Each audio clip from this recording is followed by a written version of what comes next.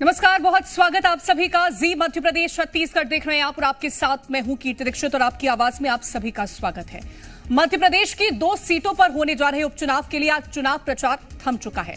बुधनी और विजयपुर विधानसभा सीट पर बीजेपी और कांग्रेस में कांटे की टक्कर देखी जा रही है।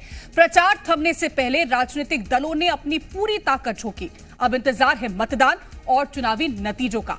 एक तरफ विजयपुर की चुनावी लड़ाई बेहद ही दिलचस्प मोड़ पर है, तो वहीं विजयपुर सीट कभी कांग्रेस के पाले में हुआ करती थी, लेकिन अब समीकरण बदल सकता है।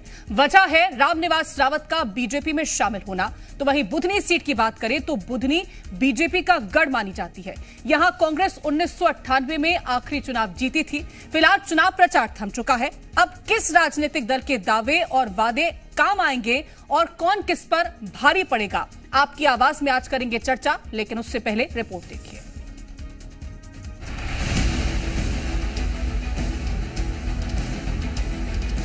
मध्य प्रदेश में 2 सीटों पर उपचुनाव को लेकर चुनाव प्रचार थम चुका है। चुनाव प्रचार को लेकर सभी राजनीतिक दलों ने पूरी ताकत झोंक दी। अब बुधनी और विजयपुर विधानसभा सीट पर 13 नवंबर को मतदान होगा। पहले आपको विजयपुर सीट के बारे में बताते हैं। यहाँ बीजेपी से रामनिवास रावत चुनावी मैदान में हैं, वहीं कांग्रेस से मुकेश मल्होत्रा प्रत्याशी बनाए गए हैं। विजयपुर में दिलचस्प चुनावी टक्कर है। असल में विजयपुर कांग्रेस का गढ़ रहा है। बीजेपी के रामनिवास रावत पहले कांग्रेस में थे, जिन्होंने 6 बार जीत का परचम लहराया था। अब रावत के दल बदल करने से बीजेपी का पलड़ा भारी नजर आ रहा है। आपको एक बार विजयपुर सीट पर मतदाताओं के आंकड़े बता देते हैं। विजयपुर सीट पर कुल मतदाता 2,54,647 हैं।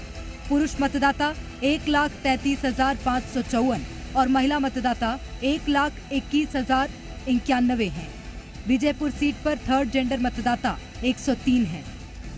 अब बात बुधनी सीट की। यहाँ बीजेपी प्रत्याशी रमाकांत भार्गव और कांग्रेस प्रत्याशी राजकुमार पटेल के बीच चुनावी टकराव है।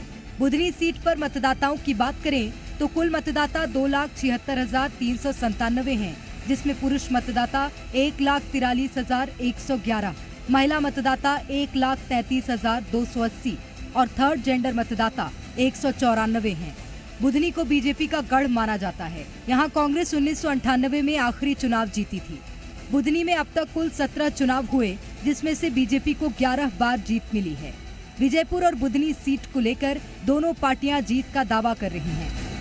मुझे पूरा भरोसा है यशस्वी प्रधानमंत्री के नेतृत्व में हम न केवल झारखंड जीतेंगे बल्कि महाराष्ट्र भी जीतेंगे और बुधनी और विजयपुर दोनों उपचुनाव भी हम जीतेंगे।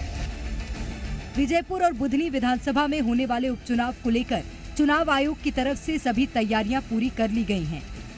निर्वाचन आयोग की तरफ से मतदान केंद्रों पर मतदाताओं की सुविधाओं का ध्यान रखने और सभी गतिविधियों पर निगरानी बनाए रखने के निर्देश दिए गए हैं। दोनों ही सीटों पर 13 नवंबर को मतदान होगा।